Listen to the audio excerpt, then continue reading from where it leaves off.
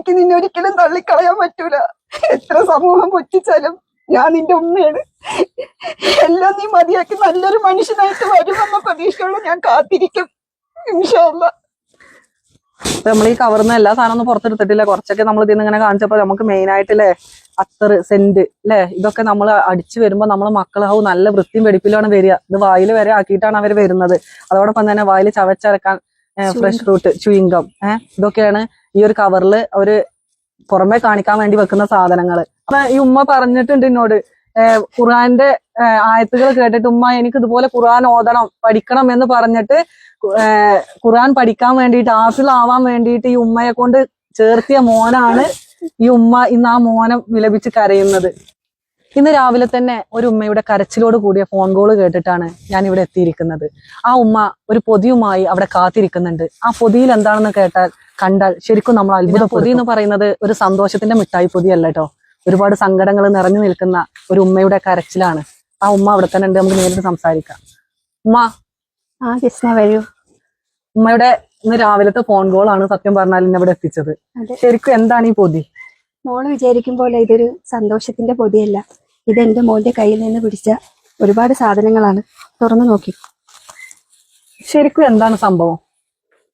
ഇത് നമുക്ക് സമൂഹത്തോട് പറയാൻ കഴിയില്ല. ഇന്ന് സമൂഹത്തിൽ ഒരുപാട് കിട്ടുന്ന അവൈലബിൾ ആയിട്ടുള്ള ഒരുപാട് സാധനങ്ങൾ നിറച്ച ഓരോ പൊതികളാണ് ഇതെല്ലാം. ഇത് ഉപയോഗിച്ചതിന് ശേഷം കുട്ടി വായിൽ നിന്നും അല്ലെങ്കിൽ ശരീരഭാഗങ്ങളിൽ നിന്നും മണം വരാതിരിക്കാൻ ഉപയോഗിക്കുന്ന ഒരു അത്തറിന്റെ കുപ്പിയാണ്. അതുപോലെ ലൈറ്റർ, ഇത് ചൂയിങ്കം. ഇത് ഉപയോഗിച്ചതിന് ശേഷം ഇതിന്റെ വാസന വരാതിരിക്കാൻ വേണ്ടിയിട്ട് ഇതുപോലെ ഓരോ സാധനങ്ങൾ ഇതിനേക്കാളേറെ നമുക്കൊരിക്കലും സമൂഹത്തിൽ കാണിക്കാൻ കഴിയാത്ത വിധത്തിലുള്ള പല സാധനങ്ങളും അടങ്ങിയിട്ടുള്ള ഒരു കിറ്റാണ്. Idukki gold, you get the best seat in the house. ഇതൊന്നും എനിക്കറിയില്ല മോളെ. എന്നിട്ട് ഉമ്മ ശരിക്കും എന്താണ് വീട്ടിൽ എന്താ സംഭവിച്ചത്? വീട്ടില് എനിക്ക് ആശ്രയമായിട്ടുള്ളത് കുട്ടി മാത്രമാണ്. പക്ഷെ മോന് എത്ര വയസ്സുണ്ട്? മോനിപ്പോ 21 വയസ്സായി. പണിക്ക് പോവാന്ന് പറഞ്ഞിട്ട് പോവലുണ്ട്. പക്ഷെ രാത്രി വൈകിയൊക്കെ എത്താറുള്ളു. പക്ഷെ നമുക്ക് കൂടെ പോകാനൊന്നും കഴിയില്ലല്ലോ. പല നാളിൽ പല ആൾക്കാർ പല സംശയാസ്പദമായി പറഞ്ഞിട്ടുണ്ട്, കുട്ടി അങ്ങനെയാണ്, കുട്ടി ഇങ്ങനെയാണ്. പക്ഷെ ഞാൻ ഒരിക്കലും വിശ്വസിച്ചിട്ടുണ്ടായിരുന്നില്ല. നമ്മളെ മക്കളെ നമുക്ക് കാണാൻ കഴിയില്ലല്ലോ. ഉമ്മാനോട് എന്താ പറഞ്ഞെന്ന് കഴിഞ്ഞാല്, ഞാനൊരു ദിവസം വണ്ടി ക്ലീനിങ് ചെയ്യാൻ വേണ്ടിയിട്ട് നോക്കുന്ന സമയത്ത് ഈ പൊതി കണ്ട്. പൊതി മാത്രമല്ല, ഇതിൽ ഒരുപാട് സംഭവങ്ങൾ ഉണ്ടായിരുന്നു. ഞാനിത് നിയമപാലകരെ എത്തിച്ചിട്ടുണ്ട്. പറ്റാത്ത ഒരുപാട് സാധനങ്ങൾ. കാരണം നമുക്കത് സൂക്ഷിക്കുക പ്രായോഗികമല്ല, നിയമത്തിന് വിധേയമല്ലല്ലോ. അപ്പൊ ഞാനത് ആ ഓൺ ദ സ്പോട്ടിൽ തന്നെ ആൾക്കാരെ അറിയിച്ചിട്ടുണ്ടായിരുന്നു, നിയമത്തിന്റെ മുന്നിൽ അറിയിച്ചിട്ടുണ്ട്. പക്ഷെ ഇപ്പൊ ഈ ഒരു അടുത്ത ചാനലിൽ, ഒരു പ്രമുഖ ചാനലിൽ വന്നൊരു ന്യൂസ് കണ്ടപ്പോ എനിക്ക് മോളെ വിളിക്കണമെന്ന് തോന്നി. എന്റെ മോനെ പോലെ പല കുട്ടികളും ഈ സമൂഹത്തിൽ ജീവിക്കുന്നുണ്ട്. അപ്പം ഇതുപോലെ ഇനിയും മറ്റു കുട്ടികളുടെ കയ്യിലിരിക്കുമ്പോൾ നമ്മൾ ശ്രദ്ധിക്കൂലല്ലോ. കാരണം ഇതിനൊക്കെ ഓരോ കോഡ് ഭാഷയുണ്ട്, ഇതിനൊക്കെ ഓരോ സംഭവങ്ങളുണ്ട്. അപ്പൊ നമ്മൾ ചിന്തിക്കും നമ്മളെ മക്കളല്ലേ, ഇത് വേറൊന്നും ആയിരിക്കൂലെന്ന്. പക്ഷെ ഇത് മാരകമായിട്ടുള്ള ലഹരി വസ്തുക്കളാണ്.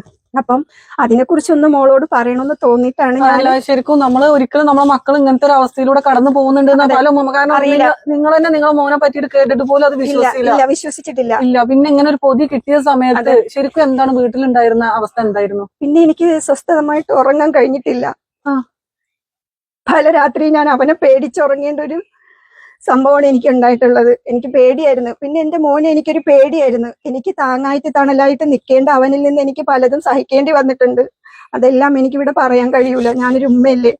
അപ്പോ ഒരുപാട് കൗൺസിലിംഗ് കൊടുത്തിട്ടുണ്ട്, ഒരുപാട് ആൾക്കാരുമായിട്ട് വിളിച്ച് സംസാരിച്ചിട്ടുണ്ട്. പക്ഷെ ഡെയിലി ഓരോ ദിവസം അവൻ കൂടി വരികയല്ലാതെ ഇതിൽ നിന്ന് മുക്തനാവാൻ അവൻ ശ്രമിച്ചിട്ടില്ല. അപ്പം ഇതുവഴിയാണല്ലോ ഇപ്പൊ നമുക്ക് ഉമ്മയെ പെങ്ങന്മാരെ തിരിച്ചറിഞ്ഞൂടാ, അമ്മയെ തിരിച്ചറിഞ്ഞൂടാ. സമൂഹത്തിൽ കൊലപാതകം, പീഡനം ഒക്കെ നടക്കുന്നത് ഈ ഒരു ഇങ്ങനെയുള്ള അമ്മയെ തിരിച്ചറിയില്ല എന്ന് പറയുന്നത് ശരിക്കും ഒരു അനുഭവം ഉണ്ടായിട്ടുണ്ട്. അങ്ങനെ ഞാൻ അനുഭവിച്ചിട്ടുണ്ട് 21 വയസ്സായ മോനിൽ നിന്ന്. അപ്പൊ നമ്മള് എത്ര ബോധവൽക്കരണ ക്ലാസ്സുകൾ കേട്ടാലും എത്ര കാര്യങ്ങൾ കണ്ടുപഠിച്ചാലും ഇനി ഇപ്പോഴും നമ്മുടെ സമൂഹത്തിൽ ഇങ്ങനെയുള്ള കാര്യങ്ങൾ ഒരു ഉമ്മയാണ് നമ്മളോട് പച്ചയായിട്ട് നിന്ന് സംസാരിക്കുന്നത്. അപ്പൊ നിങ്ങൾ എന്താ ചെയ്യുക, ഇതുപോലെയുള്ള ആളുകൾക്ക് ബോധവൽക്കരണം എന്നുള്ള നിലയിൽ മാത്രം ഈ ഒരു വീഡിയോ ഷെയർ ചെയ്യണം എന്നാണ് എനിക്ക് പറയാനുള്ളത്. നിങ്ങൾക്ക് എന്താ പറയാനുള്ളത് ഈ ഒരു അവസരത്തിൽ? എനിക്ക് സമൂഹത്തോടും മറ്റുള്ള ഉമ്മമാരോടും പറയാനുള്ളത്, കാരണം നമ്മൾ സ്ത്രീകളാണ് മക്കളുമായിട്ട് കൂടുതൽ ഇടപഴകുന്നത്. അപ്പോൾ നമ്മളെ മക്കളെ കയ്യിൽ ഇതുപോലുള്ള എന്തെങ്കിലും, അത് ഇപ്പൊ സ്മെല്ലില്ലാത്ത സംഭവങ്ങളൊക്കെ ഉണ്ടെന്ന് പറയലുണ്ട്. പക്ഷെ പ്രത്യേകിച്ച് ആൺകുട്ടികളുടെ കയ്യിൽ ഉണ്ടെങ്കിൽ നമ്മൾ അടുത്തുള്ള പോലീസ് സ്റ്റേഷനിലോ അല്ലെങ്കിൽ നിങ്ങളെ പോലുള്ള ഏതെങ്കിലും ആൾക്കാരെയൊക്കെ അറിഞ്ഞ് അത് നമ്മളെ കുട്ടികളൊന്ന് നേരെയാക്കാൻ ശ്രമിക്കുക. അല്ലെങ്കിൽ എനിക്ക് എന്റെ മോനെ നഷ്ടപ്പെട്ടതുപോലെ ഇനി ഒരു ഉമ്മാക്കും ഒരു മക്കളെ നഷ്ടപ്പെടും.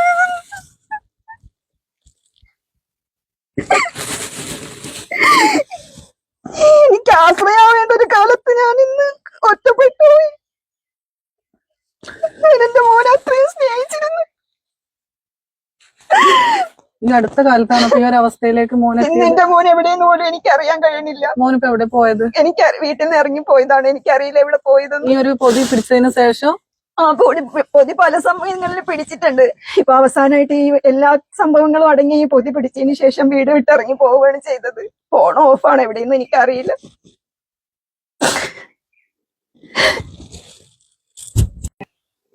ഈ ഉമ്മയുടെ കരച്ചില് കേട്ടിട്ട് ശരിക്കും നമ്മുടെ സമൂഹത്തിന്റെ യഥാർത്ഥ അവസ്ഥ ഇതാണ്. ഇപ്പോഴും പല വീടുകളിലും ഇതുപോലെ അനുഭവിച്ചുകൊണ്ടിരിക്കുന്ന ഉമ്മമാരും പെങ്ങന്മാരും ഉണ്ട്. കാരണം ഉമ്മ ഏതാണോ പെങ്ങൾ ഏതാണോ തിരിച്ചറിയാത്ത അവസ്ഥ നമ്മൾ കേട്ടിട്ടേ ഉള്ളൂ. ഈ ഉമ്മ അത് അനുഭവിച്ചിട്ടാണ് നമ്മുടെ മുന്നിൽ വന്നത്. ഇനി ഒരു ഉമ്മമാരും ഇങ്ങനെ ഒരു വേദന തിന്നരുത് എന്ന് വിചാരിച്ചിട്ടാണ് സ്വന്തം മോന്റെ വേദനകള് നമ്മുടെ സമൂഹത്തോട് വിളിച്ചു പറയാൻ വേണ്ടി വന്നത്. അല്ലാതെ ഇവര് പേരിനോ പ്രശസ്തിക്കോ വേണ്ടിയിട്ടല്ല. സ്വന്തം മക്കള് എവിടെയെങ്കിലും വഴി തെറ്റി പോകുന്നുണ്ടോ എന്ന് ആദ്യഘട്ടത്തിൽ തന്നെ നമ്മൾ തിരിച്ചറിയാണ് വേണ്ടത് എന്ന് ഈ ഉമ്മയുടെ അനുഭവത്തിൽ നിന്നാണ് നമ്മളിത് പഠിക്കുന്നത്. അപ്പൊ ഈ ഉമ്മക്ക് ഇത്രയും വേദന ഒരു സ്വന്തം മകനിൽ നിന്ന് നമ്മൾ ഒരിക്കലും കേൾക്കാനോ ഒരിക്കലും നമുക്ക് ചിന്തിക്കാൻ പോലും പറ്റാത്ത കാര്യങ്ങൾ സ്വന്തം ഉമ്മാക്ക് മോനിൽ നിന്ന് ഉണ്ടായിട്ടാണ് ഈ ഉമ്മ നമ്മളോട് ഇത് പറയാൻ വേണ്ടി വന്നിട്ടുള്ളത്.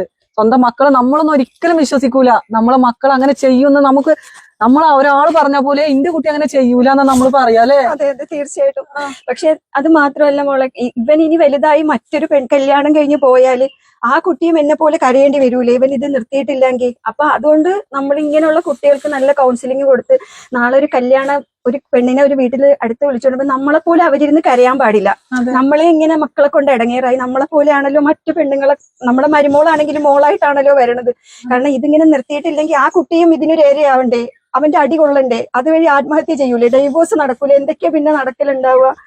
ഒരുപാട് പ്രതീക്ഷയിലാണല്ലോ മകനെ വളർത്തിയിട്ടുണ്ടാവുക. ഞാൻ ആദ്യമായിട്ട് ഈ ഉമ്മ ആ കുട്ടിയുടെ ചെറുപ്പത്തിലുള്ള ഫോട്ടോസ് ആ കുട്ടിയുടെ ഓരോ വളർച്ചാ ഘട്ടങ്ങൾ കാണിച്ചു തന്നപ്പോ ശരിക്കും കണ്ണ് നിറഞ്ഞു പോവാണ്. കാരണം ഒരുപാട് പ്രതീക്ഷയിൽ സ്വന്തം മകനെ വളർത്തിയ ഒരു ഉമ്മയാണ് ഇന്ന് നമുക്ക് മുന്നിൽ വന്നിട്ട് ഈ കരച്ചിൽ കാണുമ്പോ എന്താ നമ്മളെ മക്കള് നമ്മൾ എങ്ങനെയൊക്കെയാണ് ഇങ്ങനെ മുന്നോട്ട് കൊണ്ടുപോകേണ്ടതെന്ന് അറിയാത്ത അവസ്ഥ. അപ്പൊ ഒരുപാട് ബോധവൽക്കരണ ക്ലാസ്സുകളും കാര്യങ്ങളൊക്കെ ഉണ്ടെങ്കിൽ ഒന്നും കൂടി ഇനി നമ്മൾ ഈ വിഷയത്തിൽ ഓരോ ഉമ്മമാരും ബോധവാന്മാരാവേണ്ടതാണ്. കാരണം ഉമ്മമാരെ കയ്യിലാണ് കറക്റ്റ് അല്ലേ? അതെ, നമ്മളാരും പിന്നെ ഇവന്റെ ഈ ഒരു സ്വഭാവം ഞാൻ എല്ലാവരോടും പറഞ്ഞിട്ടുണ്ട്. കാരണം അവൻ ഹാഫിളാവാൻ വേണ്ടി പഠിച്ച കുട്ടിയാണ്, ആലിമാവാൻ വേണ്ടി പഠിച്ച കുട്ടിയാണ്. അപ്പം അങ്ങനെയൊക്കെ ഉള്ളതുകൊണ്ട് പലരും ചോദിച്ചിട്ടുണ്ട് എന്താ ഇവനെ നന്നാക്കിക്കൂടെ. നന്നാക്കാൻ വേണ്ടി ഞാൻ ഒരുപാട് ശ്രമിച്ചിട്ടുണ്ട്. ഒരുപാട് കൗൺസിലിംഗ് കാര്യങ്ങൾ എന്നാൽ കഴിയണം. എനിക്ക് തിന്നാനും കുടിക്കാനും ഇല്ലെങ്കിൽ പോലും എന്റെ ഈ മോനെ നന്നാക്കാൻ ഞാൻ ഒരുപാട് ശ്രമിച്ചിട്ടുണ്ട്. എവിടെയെന്നോലും എനിക്കറിയില്ല. കരയണ്ട അല്ലെ? ആ മോന്റെ ഭാഗത്തുനിന്ന് ഈ ഉമ്മ പറഞ്ഞിട്ടുണ്ട് എന്നോട്, ഖുർആന്റെ ആയത്തുകൾ കേട്ടിട്ട് ഉമ്മ എനിക്ക് ഇതുപോലെ ഖുർആൻ ഓതണം പഠിക്കണം എന്ന് പറഞ്ഞിട്ട് ഖുർആൻ പഠിക്കാൻ വേണ്ടിയിട്ട് ഹാഫിളാവാൻ വേണ്ടിയിട്ട് ഈ ഉമ്മയെ കൊണ്ട് ചേർത്തിയ മോനാണ് ഈ ഉമ്മ ഇന്ന് ആ മോനെ വിലപിച്ച് കരയുന്നത്.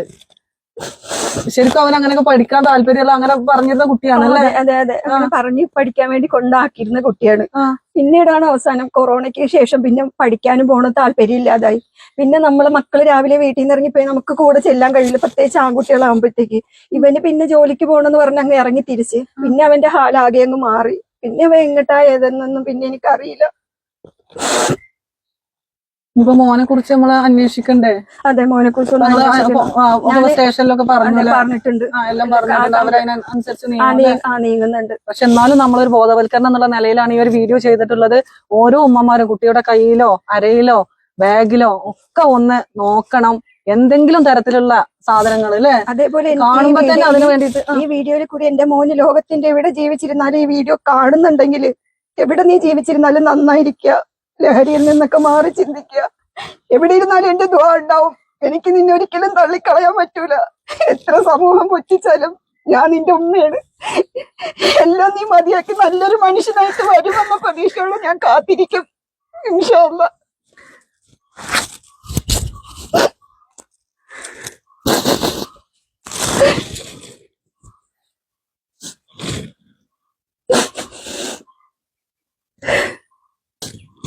എന്താ പറയണ്ടേന്നൊന്നും എനിക്കറിയില്ല.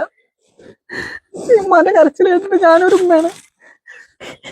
ഞാൻ ഓരോ സമയം ചോറിനാൻ വേണ്ടി ഇരിക്കുമ്പോ എന്റെ മോനോട് മനസ്സുകൊണ്ട് ചോദിക്കും, മോനെ നീ ചോറ് കഴിച്ചാന്ന്. രാത്രി കിടക്കാൻ നേരം ഞാൻ മോനൊക്കെ നല്ല നല്ല മോനായിട്ട് തിരിച്ചു വരും. ഈ എന്റെ വീഡിയോ കാണുന്ന മോൻ എപ്പോഴെങ്കിലും ഈ വീഡിയോ കാണുകയാണെങ്കിൽ തീർച്ചയായിട്ടും മോനൊരു മനസ്സിന് മാറ്റം ഉണ്ടായിട്ട് തിരിച്ചു വരട്ടെ. ഇതുപോലെ നഷ്ടപ്പെട്ട മക്കളിൽ ഒരുപാട് ഉമ്മമാര് ചിലപ്പോ കരയുന്നുണ്ടായിരിക്കും. അത് കരയണ്ട.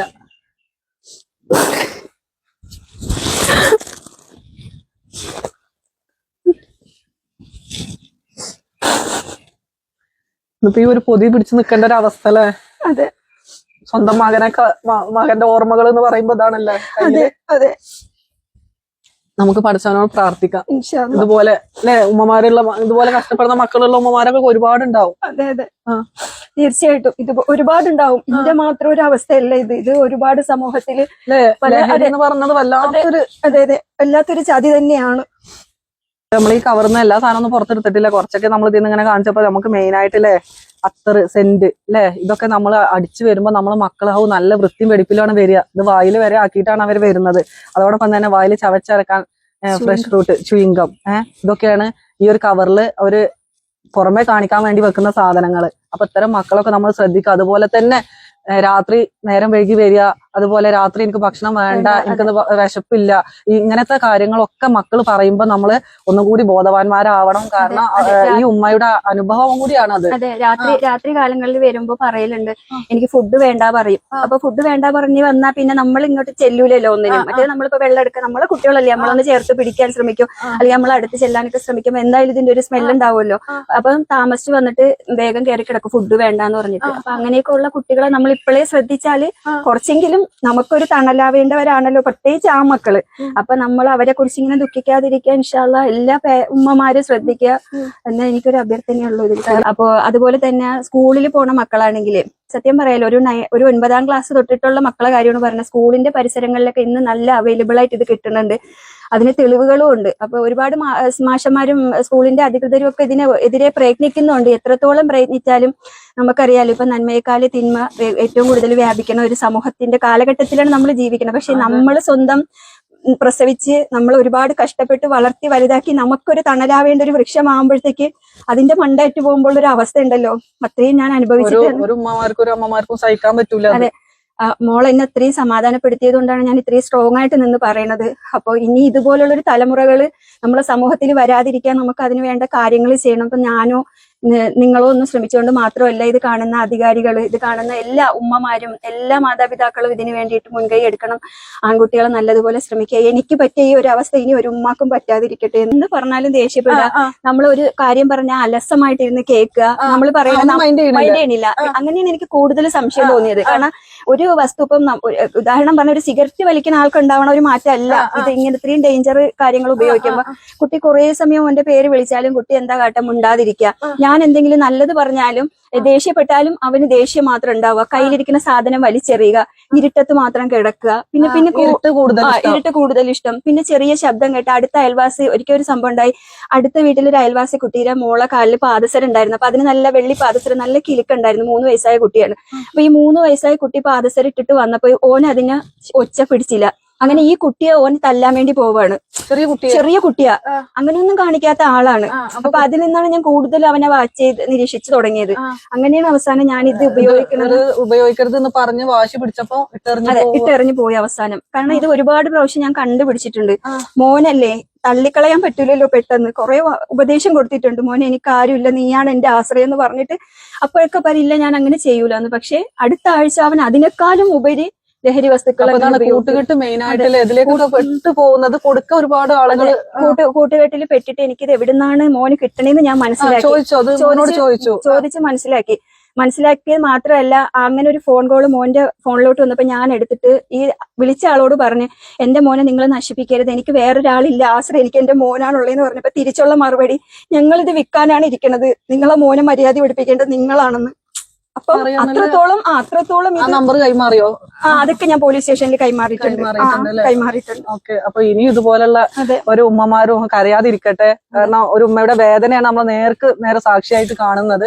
അപ്പൊ ഈ വീഡിയോ നിങ്ങൾ മാക്സിമം ആളുകളിലേക്കൊന്ന് ഷെയർ ചെയ്യുക, സപ്പോർട്ട് ചെയ്യുക. പിന്നെ ഈ പൊതിയിൽ നമ്മള് ഒരുപാട് സാധനങ്ങളുണ്ട്, നമുക്ക് കാണിക്കാൻ പറ്റാത്ത ഒരുപാട് കാര്യങ്ങളുണ്ട്. അത് കുറെ എണ്ണം നമ്മൾ ഇതിൽ നിന്ന് മാറ്റിയിട്ടുണ്ട്. അതൊക്കെ അവന്റെ ഉമ്മനെ അവർക്ക് ഏൽപ്പിച്ചിട്ടുണ്ട്. എന്നിരുന്നാലും നമ്മൾ ശ്രദ്ധിക്കുക. അപ്പൊ ഈ വീഡിയോ അത്രയൊക്കെ ഉള്ളൂ. അപ്പൊ ഈ ഉമ്മയുടെ കരച്ചിൽ നമ്മളൊക്കെ കേട്ടതാണ്. അപ്പൊ ആ ഉമ്മ സ്വന്തം മകന് വേണ്ടിയിട്ട് പറഞ്ഞ കാര്യങ്ങൾ നമ്മൾ കേട്ടതാണ്. ഈ വീഡിയോ നിങ്ങൾ മാക്സിമം ഷെയർ ചെയ്യുക. എല്ലാ ഉമ്മമാരിലേക്കും ഉപ്പമാരിലേക്കും ആരൊക്കെങ്കിലും ആയിക്കോട്ടെ ഈ വീഡിയോ ഒന്ന് ഷെയർ ചെയ്ത് എത്തിച്ചു കൊടുക്കുക. ഏതെങ്കിലും മക്കൾ ഈ ഒരു അവസ്ഥയിലൂടെ കടന്നു പോകുന്നുണ്ടെങ്കിൽ അവർക്ക് തിരിച്ചു വരാൻ ഈ ഒരു വീഡിയോ പ്രചോദനമാവട്ടെ. ഇതൊക്കെയാണ് ഇന്നത്തെ വീഡിയോ. അപ്പോൾ ഓക്കെ, അടുത്ത വീഡിയോയിൽ കാണാം.